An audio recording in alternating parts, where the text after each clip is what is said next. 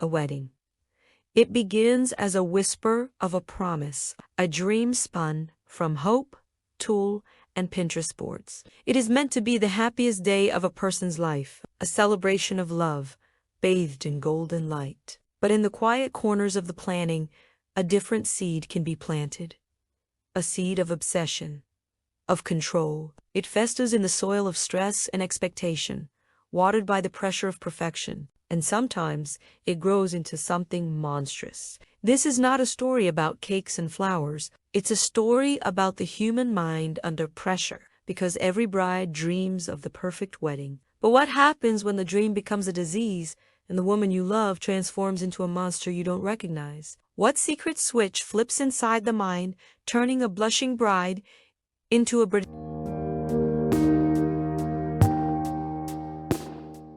It never starts with screaming. It starts with a binder. Meticulously organized, it starts with a vision, a rustic chic theme, a specific shade of lilac for the napkins. The intentions are pure. After all, who doesn't want their special day to be perfect? But perfection is a demanding ghost. The guest list becomes the first battleground. Whispers from family members plant seeds of doubt and obligation. Your great-aunt Mildred has to be invited. Your cousin's new boyfriend will be offended. Suddenly, the celebration of love is an exercise in diplomacy and appeasement. Then comes the shadow of the budget, a relentless creature that feeds on dreams. Every choice, from the photographer to the canapes, carries a weight of gold. This financial pressure is often the first crack in the porcelain facade of the perfect bride. The dream starts to feel less like a fairy tale and more like a high-stakes business negotiation, one they can't afford to lose. The stress of decision-making and time constraints begins to mount, creating a constant, low-grade hum of anxiety.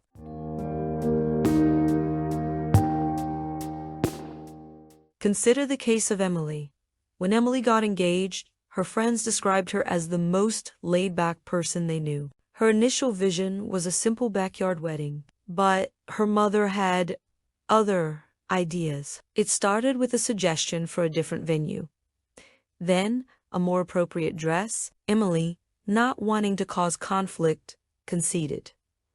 This was her first mistake. She didn't realize she had just surrendered a piece of her dream. With each concession, a little bit of her own identity was chipped away. The need to please everyone, especially her family, became a quiet obsession. Her focus then narrowed, fixating on the bridesmaids' dresses. The shade she had chosen, a soft sage green, wasn't popping enough in photos. She demanded they all return the dresses and order a new, more expensive set in a garish emerald. One bridesmaid, a single mother, gently explained the financial strain. Emily's response was cold, surgical. Their friendship was now secondary to the vision. The laid-backed woman was gone. In her place was a general, and the wedding was her war. The people around her were no longer loved ones. They were assets or obstacles to her perfect day. We've seen the warning signs, the cracks in the pristine facade. But we come back to that chilling question. What is the breaking point? When does the pressure finally cause the snap? Psychologists suggest that for some, the immense pressure of a wedding can trigger underlying control issues. Life is chaotic and unpredictable, but a wedding feels like something one can and must control. Every perfectly placed flower is a small victory against the chaos of the world, but this need for control can quickly morph into a domineering and callous attitude. The stress and anxiety become so overwhelming that they manifest as anger and desperate defense mechanism against the fear of failure.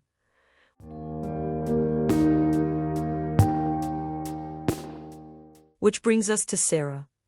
Sarah's transformation wasn't a slow burn. It was an explosion. Her fiancé's family had generously offered to pay for the wedding, a gift that she saw not as a kindness, but as a blank check.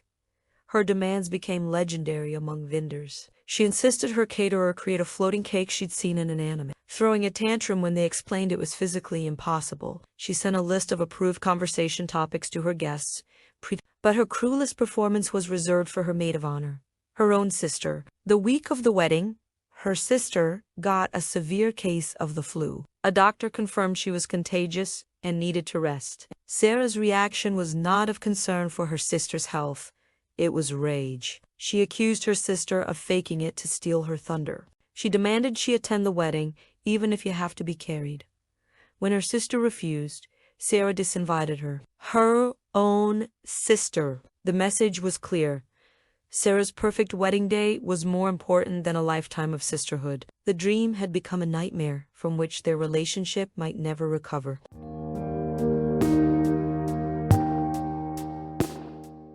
The term Bridezilla was first used in the 1990s, a clever portmanteau of bride and the monstrous Godzilla.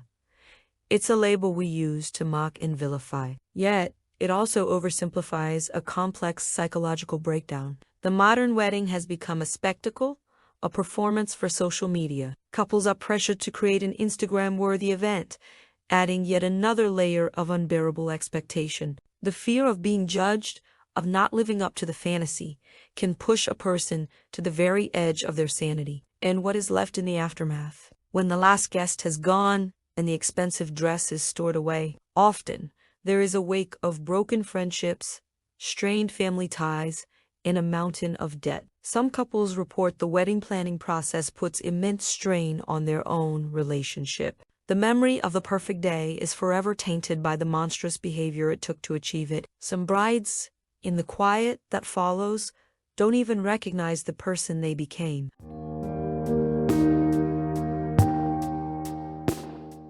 A wedding begins with a dream of a shared future, but the path to that future can be a treacherous one. It's a journey that tests the limits of love, patience, and sanity. The line between a determined bride and a destructive Bridezilla is thinner than a veil. It's a line drawn by pressure, expectation, and the terrifying fear of imperfection. In the end, the greatest horror isn't a monster with claws, but the reflection in the mirror after the confetti has settled. A stranger staring back, who sacrificed everything and everyone for a perfect day. That was anything but.